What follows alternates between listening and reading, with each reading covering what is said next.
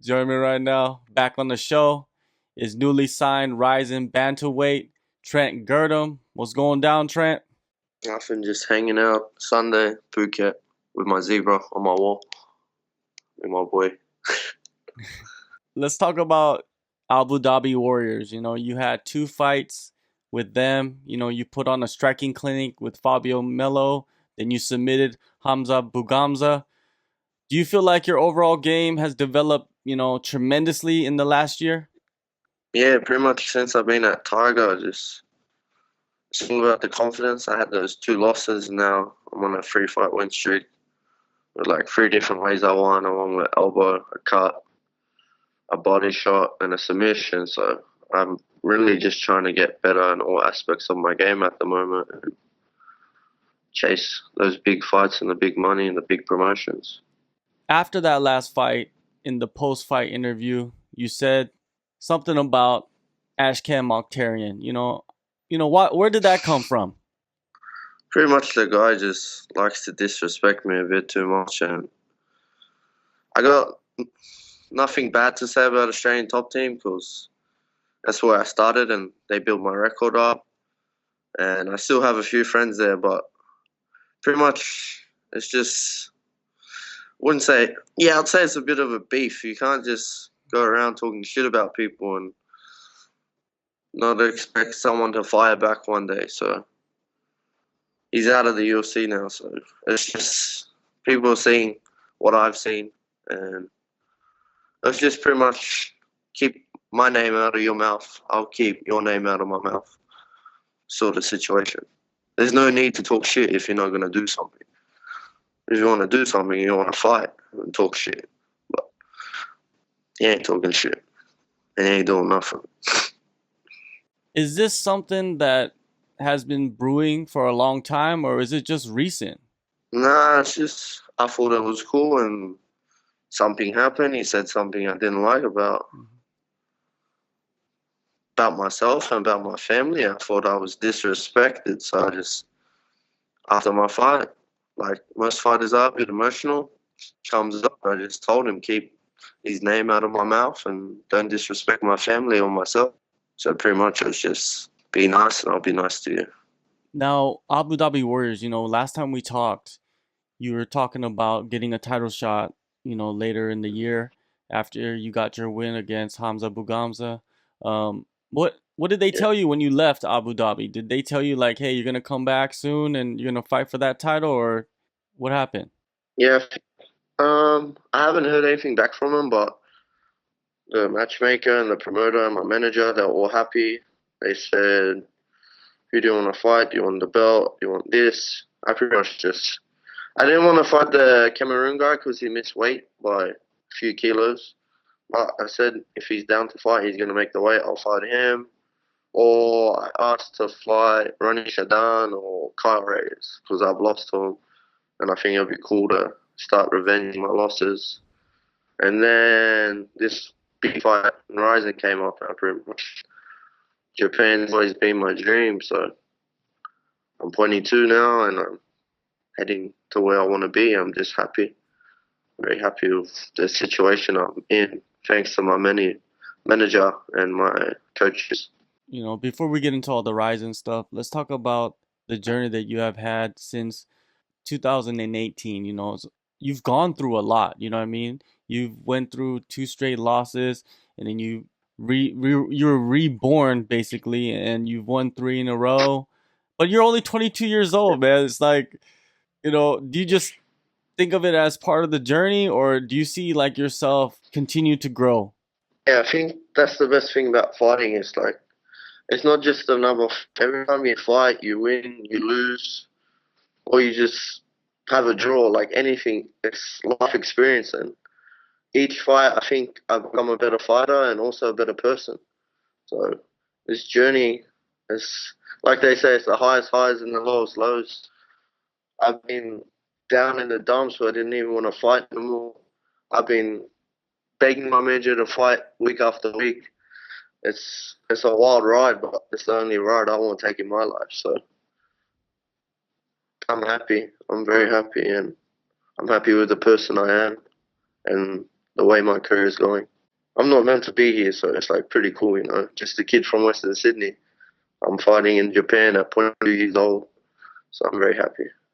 Yeah, let's talk about your next fight in Japan for Rizin. Were you talking with them before fighting with Abu Dhabi Warriors, or was this something that just came to you out of nowhere? This came out of nowhere pretty much. My manager just said, what do you want to do next? I was like, I want to fight as soon as possible. I said, okay, yeah. A few days, and he messaged me. He said, hey, you want to fight in Rizin? I said, yeah, that's my dream. That's where I want to go. He said, okay, Victor Henry, the number one guy in Japan, number one guy in America, and the number two guy in Russia. I said, yeah, no problem.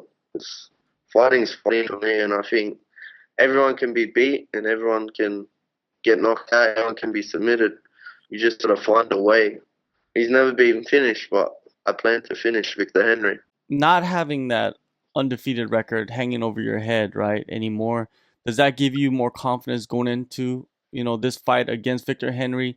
Because, he is a guy that, like you just mentioned, number one here, number one there, number two there. So most guys would duck that fight, but you're just like, fuck it, I'm gonna take it. Yeah, I think it's just I'm a fighter, and if you're a fighter, you'll fight anyone.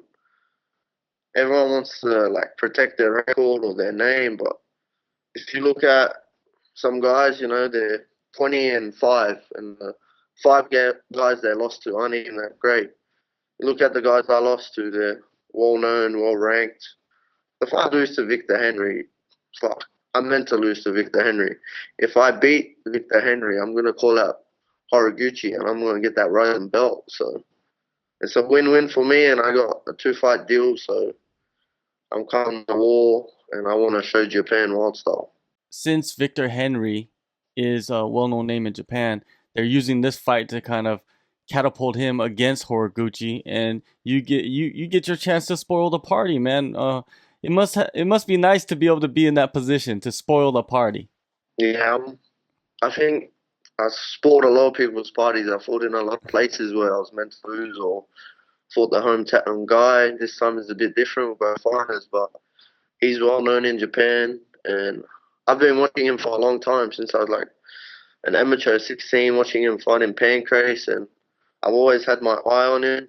And I think it's the best, bring out the best in you, and I think this is gonna be the best fight of my life so far. And I'm just excited, and I know he's gonna try to kill me, and I'm gonna try to kill him. And lately he's been striking a lot more, so I think we're gonna stand up. And if he shoots on me, I want to snare him and soccer kick him in the face. And I'm sure if I shoot, he's gonna try to do the same. So I just know it's gonna be action packed. 3 rounds, 2 rounds, 1 minute. But it's gonna be a war. They're promoting this fight as Henry being the more well-rounded fighter, and they label you as the striker. Does that play into your advantage? Yeah, I don't know why everyone thinks I'm a striker. I got a lot of striking, and I got plenty striking fights, and most recently, like I finished 2 out of my last 3 with a strike, but I have more submissions on my record than strikes, and I work on my wrestling a lot. But I guess if you fear someone, you call them what they are. Oh, it's just a striker. So they just say that just to try to belittle me, maybe, trying to put me down that I can't grapple, but I can grapple with anyone, and I'm a mixed martial artist. I've been doing this for 7 years, and I do it all. I'm not a boxer, I'm not a kickboxer, I'm not a jiu-jitsu guy. I think every fight you see something different, and this time you get the complete package. Training camp. You're always working at Tiger Muay Thai. You're working with the coaches, you're working with everybody down there, but there's always people visiting. There's always new bodies coming through. Have there been any guys that has helped you out through this training camp, that is not part of Tiger, but you enjoy training with them?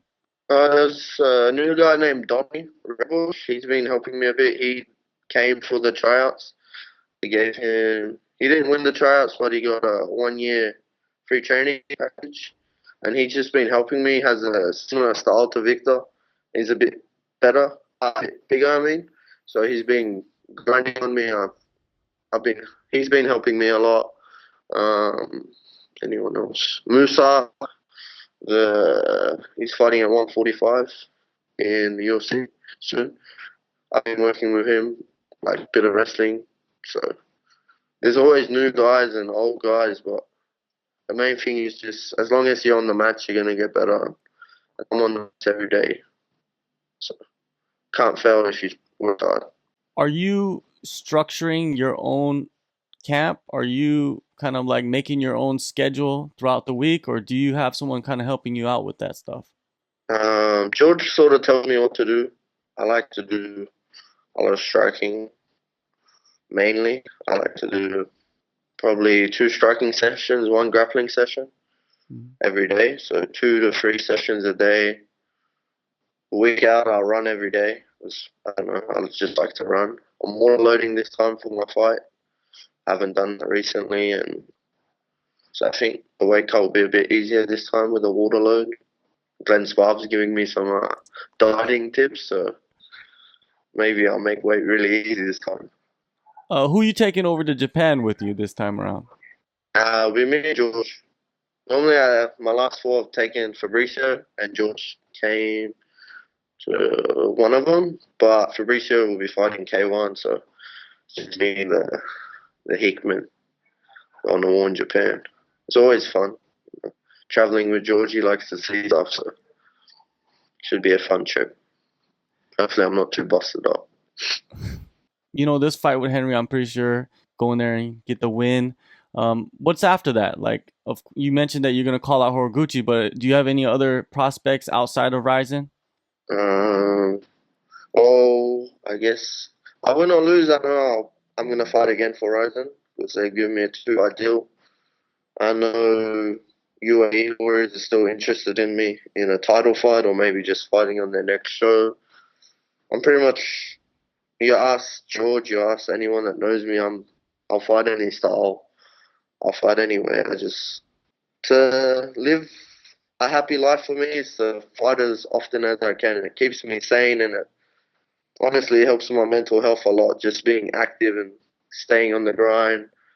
If I don't have a fight, I don't know what to do in my life. So I love fighting, and it's just the next challenge. It's always the next mission. It's like I'm player one. You gotta find that next mission, next accomplishment. So we'll see. First, Victor Henry, and then win, lose, draw.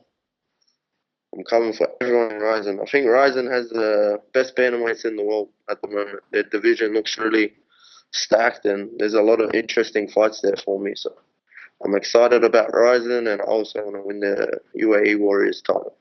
All right, man. Before you do all that, you're gonna go to Nagoya, August 18th, No, Rizin 18. Thank you for your yeah, time, Trent, and I always appreciate it. And good luck on this fight and the future that you have in front of you. yeah, you too. Keep playing grass, yeah.